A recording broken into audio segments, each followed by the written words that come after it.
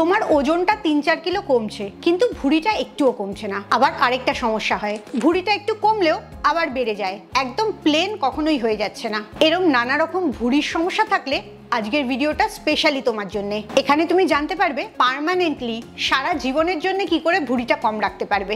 আসলে সত্যিটা হচ্ছে সবাই জোর দেয় তোমার খাবারের ওপরে বা কার্ডিও এক্সারসাইজ, হাঁটা, দৌড়ানো, স্কিপিং, জগিং এগুলোর ওপরে, কিন্তু যে কারণে আসলে ভুঁড়িটা কমবে সেটা কেউ বলে না। সেটা হচ্ছে তোমার শরীরের মধ্যে মাংসপেশির পরিমাণটা বাড়াতে হবে। আর এই মাংসপেশিটা কি করে বাড়াবে, এটা বাড়ালে কেন সারা জীবন ভুঁড়িটা কম রাখতে পারবে, সেগুলোই সব আজকের ভিডিও থেকে জানতে পারবে, পুরোটাই সায়েন্টিফিক এভিডেন্সের সাথে। আর আমি তোমাকে চ্যালেঞ্জ দিচ্ছি, আজকের ভিডিওতে যা যা বলবো সেগুলো যদি তুমি মেনে চলো তাহলে নেক্সট 90 দিনের মধ্যে তোমার ভুঁড়িটা একদম ভ্যানিশ হয়ে যাবে এবং সারা জীবন সেটা তুমি মেনটেনও করতে পারবে। তাই একটুও স্কিপ না করে পুরো ভিডিওটা শেষ অবধি দেখো। Welcome to good life with Sukarna. আমি lifestyle correction coach.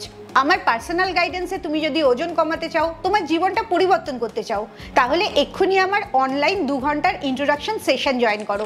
Session book করার জন্য নিচের নাম্বারে LCW লিখে হোয়াটসঅ্যাপ করো। প্রথমে একটা জিনিস আমাকে কমেন্টে জানাও, তুমি কি বিশ্বাস করো প্রচুর ডায়েট করলে, একদম ভাত রুটি খাওয়া বন্ধ করে দিলে, এক্সারসাইজ করলে বা স্কিপিং, জাম্পিং জ্যাক, ক্রাঞ্চেস, পেটের এক্সারসাইজ এগুলো সব করলেই তোমার ভুঁড়িটা কমবে? তুমি যদি কমেন্টে ইয়েস লেখো তাহলে বুঝতে পারবে তুমি একটা ভুল ধারণার মধ্যে আছো, আর এই কারণেই তোমার ভুঁড়িটা কমছে না। হার্ভার্ড মেডিকেল স্কুলে 2020-তে একটা স্টাডি হয়েছিল, সেখানে দেখা গেছে 34 বছর থেকে 40 বছরের মধ্যে মহিলাদের অটোমেটিক্যালি প্রত্যেক 10 বছরে 3 থেকে 8% অবধি মাসেল মাস কমেছে। তার মানে মাংসপেশি কম হয়েছে, এবং এটা শুরু হয় 30 বছরের পর থেকেই। কম মাংসপেশি মানে কম মেটাবলিজম, আর কম মেটাবলিজম মানে তুমি একই খাবার খেলেও তোমার পেটের মধ্যে অনেক চর্বি জড়ো হবে। তুমি যে ডায়েট করো, ডিটক্স জুস খাও বা বেলি ফ্যাট গলার জন্য জুস খাচ্ছ, না খেয়ে থাকছো, স্পট রিডাকশন এক্সারসাইজ করছো, এগুলো কোনোটাই কাজ করে না। কারণ স্পট রিডাকশন বলে আসলে কিছু হয় না। তোমার শরীর থেকে যখন চর্বি খরচ হবে তখন সব জায়গা থেকেই খরচ হবে, আর এটা তখনই হবে যখন তোমার মাংসপেশিটা ভালো থাকবে। কারণ মাংসপেশি অনেক বেশি ক্যালোরি খরচ করে। তার জন্য এবার থেকে তোমার ভুঁড়ি কমছে না, এর জন্য তোমার খাবার বা এক্সারসাইজকে দায়ী করবে না, দায়ী করবে তোমার শরীরে মাংসপেশি কম থাকাটাকে। আর তোমার টার্গেট হচ্ছে এই মাংসপেশিটাকেই কিভাবে বেশি করবে যাতে কোনোদিনই আর ভুঁড়িটা না হয়। সলিউশন একটাই, তোমার শরীরটাকে ফ্যাট বার্নিং মেশিন তৈরি করতে হবে। তার জন্য তোমার পেশিগুলোকে বাড়াতে হবে। এই ভুল ধারণাটা আবার তৈরি করো না যে মাংসপেশি বাড়লে ছেলেদের মতো চেহারা হয়ে যাবে, একদমই তা না। মেয়েদের হরমোন আলাদা হয়, ছেলেদের আলাদা হয়। তাই মাংসপেশিটা বাড়লে তোমার চেহারাটা মেয়েদের মতনই অনেক সুন্দর দেখতে হয়ে যাবে, অনেক পারফেক্ট শেপে তুমি আসবে, আর ভুঁড়িটা একদম ভ্যানিশ হয়ে যাবে। এবারে মাংসপেশিটা কি করে বাড়াবে তার স্টেপসগুলো জেনে নাও। প্রথম স্টেপ হচ্ছে কেন মাসেলটা বেশি ফ্যাট খরচ করে। জার্নাল অফ অ্যাপ্লাইড ফিজিওলজিতে এটা প্রমাণ হয়েছে প্রতি 1 কেজি মাসেল তোমার 50 থেকে 70 ক্যালোরি রেস্টিং থাকা অবস্থায় খরচ করে। মানে তুমি কোনো এক্সারসাইজ করছো না, বসে আছো, তোমার শরীরে 1 কেজি মাংসপেশি বেশি হলে তোমার ক্যালোরি বার্নিংটাও 50 থেকে 70 কিলো ক্যালোরি বেড়ে যাচ্ছে। তার মানে তুমি ঘুমিয়ে থাকা অবস্থাও তোমার বেলি ফ্যাটটা কমতে থাকছে।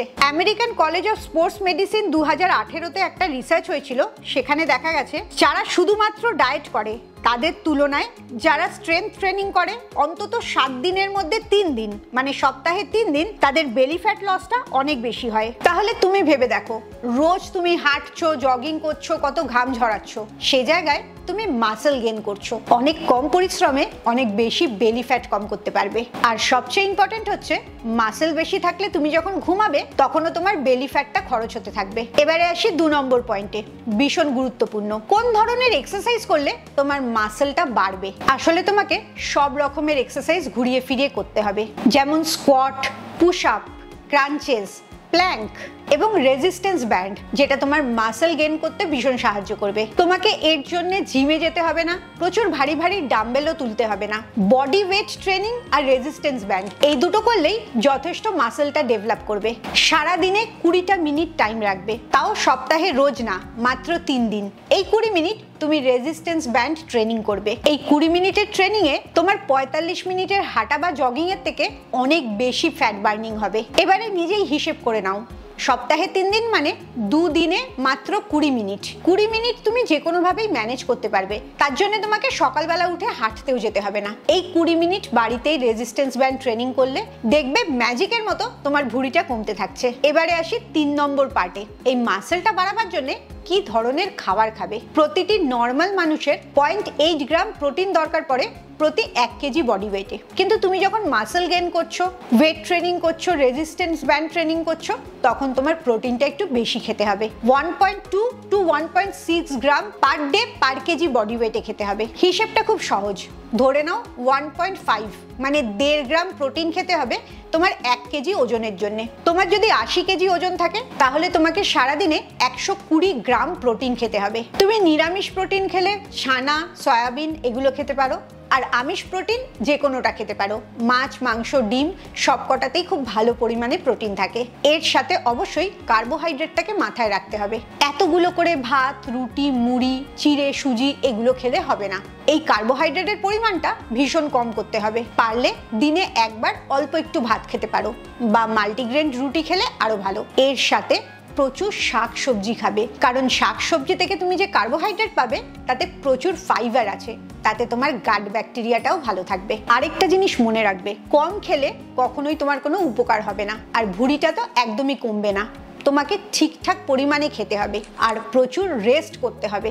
যখন তুমি রেস্টে থাকবে তখনই তোমার মাসেলগুলো ডেভেলপ হবে এবং তখনই মেন ক্যালোরি বার্নিংটাও হবে। উল্টো দিকে তুমি যদি খুব ডায়েট করো, প্রায় খাওয়া বন্ধই করে দাও, তাহলে তোমার মেটাবলিজমটা কমে যাচ্ছে, তাতে আরো বিপরীতটাই হবে। তোমার হাত পাগুলো রোগা হয়ে যাবে আর পেটটা ফুলে থাকবে। তাই যথেষ্ট পরিমাণে প্রোটিন খাওয়ার দিকে লক্ষ্য করবে।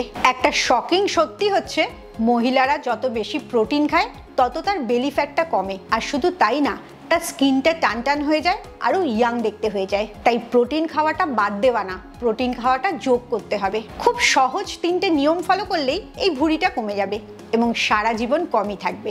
7 দিনের মধ্যে 3 দিন ওয়েট বা স্ট্রেংথ ট্রেনিং করবে, প্রচুর রেস্ট নেবে, রাত্রিবেলা 7 থেকে 8 ঘন্টা ঘুমাবে, সারাদিন অল্প অল্প করে জল খাবে, আর খাবারের মধ্যে যথেষ্ট পরিমাণে প্রোটিন রাখবে। প্রতিটি খাবারে ব্রেকফাস্ট, লাঞ্চ, ডিনার 3টেতেই যেন 30 থেকে 40 গ্রাম করে প্রোটিন থাকে। এই কয়েকটা নিয়ম মানলেই ভুঁড়িটা শুধু কমবে তাই না, সারা জীবন কমই থাকবে। ভুঁড়ি কমা মানেই তোমাকে অনেক সুন্দর দেখতে লাগা এবং তোমার কনফিডেন্সটা ফেরত পাওয়া। তোমার ওজনটা হয়তো কমছে না অনেকগুলো ভুল ধারণার জন্য। তুমি খুব অনেস্টলি রোগা হওয়ার চেষ্টা করছো, ওই ভুল ধারণাগুলো বারবার তোমার রোগা হওয়াটাকে বন্ধ করে দিচ্ছে। এই ভুল ধারণাগুলো কি সেটা জানতে হলে পরের ভিডিওর জন্য অপেক্ষা করো। 10টা ভুল ধারণা বলবো যেগুলো থেকে তুমি বেরিয়ে এলে কোনো ডায়েট এক্সারসাইজ না করেই তোমার প্রচুর ওজন কমবে। তাই নেক্সট ভিডিওটার জন্য অপেক্ষা করো। খুব ভালো থাকো, মানসিক আর শারীরিকভাবে একদম সুস্থ থাকো। আবার পরের ভিডিওতে তোমাদের সাথে দেখা হচ্ছে।